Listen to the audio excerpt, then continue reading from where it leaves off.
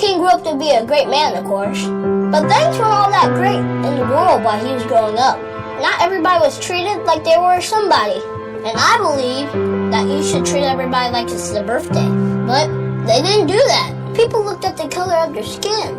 And that's how they decided if they were friends or not. Not cool, man. That didn't make him feel good. That didn't make anybody feel good. But his parents helped him grow up. He went to church. He learned about love. He grew up to be a minister to help a lot of people. He did all sorts of cool stuff. He helped a lot of people learn about love too. But still, he looked around and said, things should be better. He wanted to change things, so he did stuff. He decided, instead of spreading the hate, he would spread the love. He wanted to bring people together. Where people were hurting, he stepped in to help. He marched with them. He walked with them. He walked arm in arm with everyone. And sometimes it didn't go well, but he kept going. Sometimes he ended up in prison, but he kept going. Some people didn't like him, but he kept going. Some days were hard, but he kept going. Love does that, it just keeps going, even when things are dark. And, well, I don't like this part of the story, but things did get pretty dark. Someone who didn't agree with him shot him. He died in April 1968. Now keep pressing it. Why are you telling us this sad story? Come on. I know. I'm sorry, but it happened. I don't like that happened.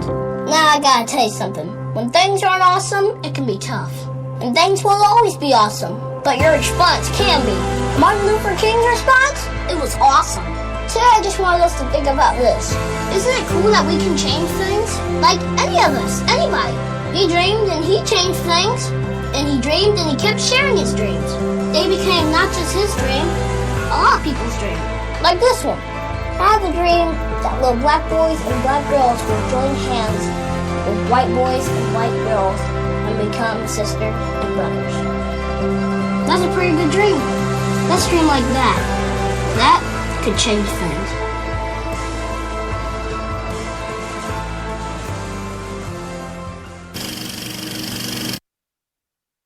And there you have it, ladies and gentlemen.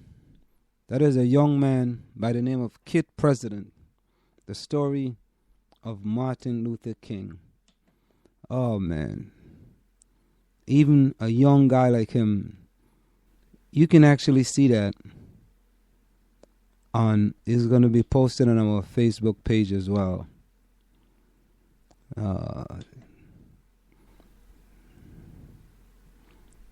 Sometimes you just wonder. Now, Gayle King, many of you may know Gayle King. Yes, Gayle King. She had a conversation. Let's see if it's here. No, it's not there. She had a conversation.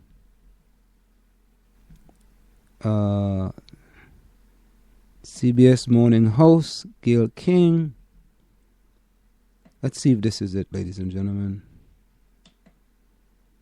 Let's try.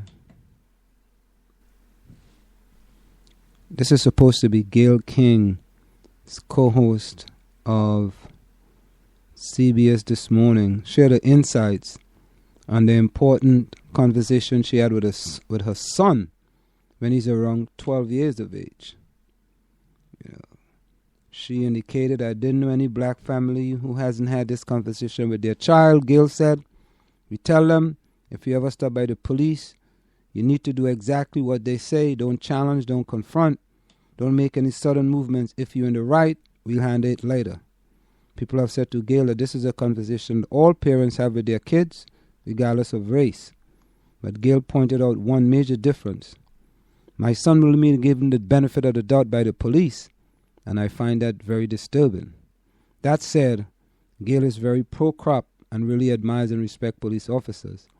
But she just thinks there are a couple of bad apples that abuse authority. What can be done to change this? I think it's going to take a coming together on both sides, said Gayle. When the police ask you to do something, you really need to do it. When there's a confrontation between you and a police officer with a gun, you're always going to lose. I don't care what your color is. But it's disturbing to see that a large number of unarmed black males are killed by white police officers. There's no getting around those numbers. It's out of whack, and it's getting to take a lot of education and coming together so that people are not afraid. Because right now, we are afraid. And there you have it. Now, Jon Stewart called out Mike Huckabee to his face on his Daily Show. Let's listen to Jon Stewart calling out Mike Huckabee.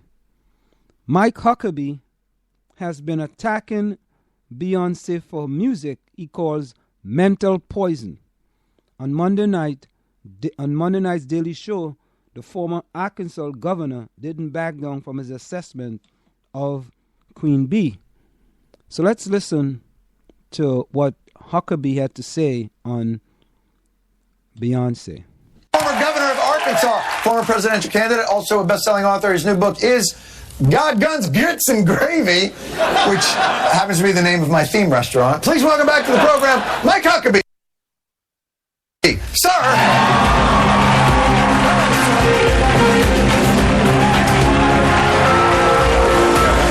Beautiful art. How are you? I'm doing great. Listen, good to be back. I want to talk to you. This is, all right, the book is called God's, Guns, Grits, and Gravy. You have a show on Fox News. You had a show. I had a show. How long yes. did you have it for? 6.5 years. And you better than I deserve. And you quit. Yes. To run for president. Well, very likely, very possible. Let me tell you something. Go back and beg them for your job. You've made a terrible mistake. What are you doing? See, that's the view of the people who live in the Bubbleville that I talk about in this book. What do you mean, America? No. Now, the whole point is that there's a real clash of cultures, and there's a disconnect between people who live in the bubbles of New York, Washington, and Hollywood versus the people who live in the land of the Bubbas. It sounds like there's a sense of like, well, people who live on the coast are not real. That you're talking about like the Bubbas are real and we're not. No, it's not a matter of reality. It's a matter of different perspective. I'll give you an example. Sure.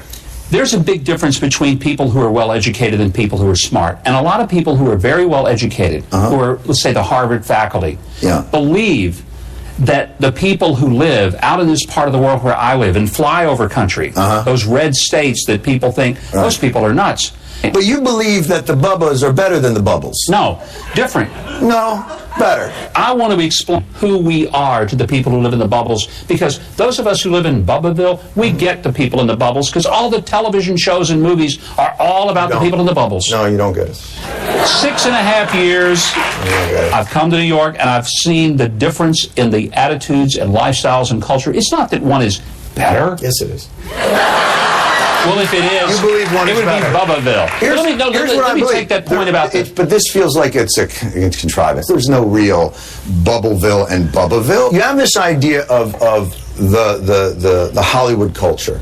And the example, you sort of use Jay-Z and Beyonce as an example of that. You view that as a sort of a permissiveness that you think is not great for our children. Is that correct? Well, it was one page out of a 240. I understand, but it's representative of that idea. It's illustrative of a chapter called "The Culture of Crude." And here's the point that I was making with the whole.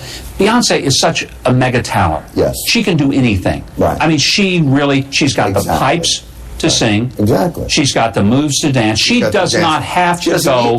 She doesn't have to be vulgar in order to set a trend. Exactly. That's and you point. see that as indicative of the difference between Bubbaville and Bubbleville, because we are more permissive in that way, right?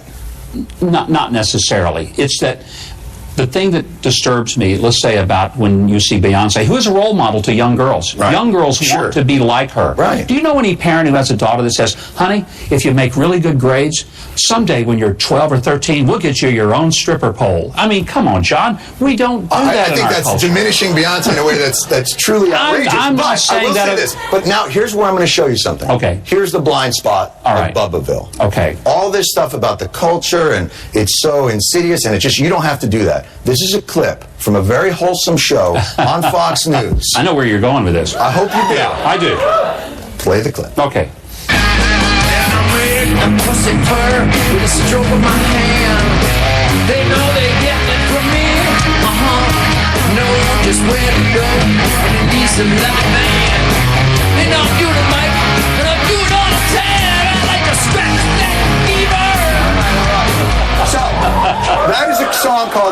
scratch fever. The bass player there was a gentleman by the name of Mike Huckabee. That is on a show in the middle of the day that children can watch. No, it's at night. That ain't about bacteria. It's not? No. But here, do you see my point? You excuse that type of crudeness because you agree with his stance on firearms. Oh, you don't approve of Beyonce because she seems alien to you. Johnny Cash shot a man just to watch him die. Let me respond, however. That's some gangster. Please, let me respond. All right. When Ted Nugent did that song, 1978, never got nominated for a Grammy. He didn't perform it on national television. In fact, you know what the song of the year that was? Or that year was? It was a tie between Evergreen and You Light Up My Life. And John Denver hosted the Grammys. My point is, that song is an adult song, geared for adults. But today, we have a very different kind of depiction and things that are considered perfectly okay for kids. My point is, that's the difference. You can't single out a corrosive culture and ignore the one that you live in because you're used to it. And you don't feel that it's...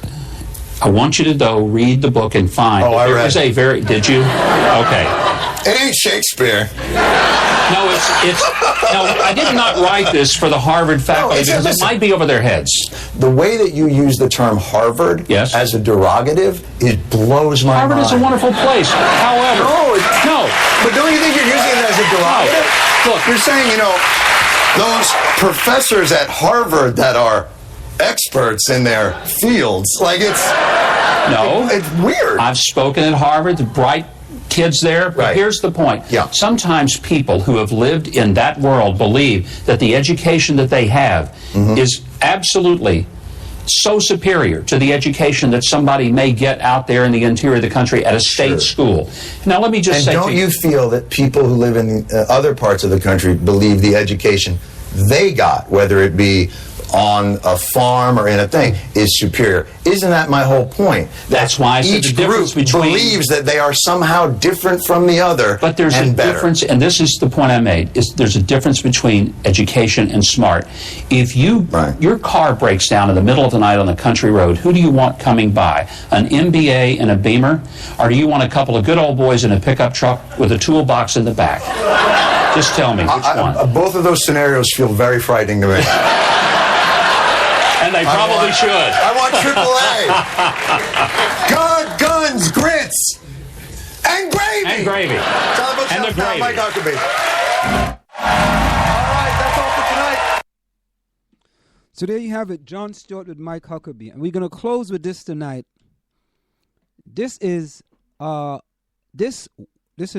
Atlanta Black Star.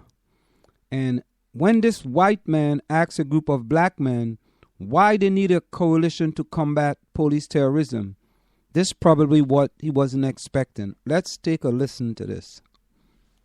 Take a listen. This is we're going to take a listen to this story when a white man asks a group of black men why they need a coalition to combat police terrorism. This is probably what he wasn't expecting. To this?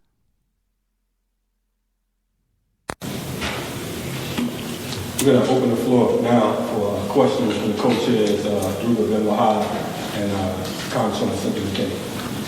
One could argue that the name of the group, the Coalition to Combat Police Terrorism, is a challenging name, perhaps a slightly incendiary name. Oh, let me answer that. And let me finish my question. And there's been criticism that anger in the community fueled the killing of the 2 police officers in New York. Do you have a responsibility to exercise restraint in terms of that kind of rhetoric? No.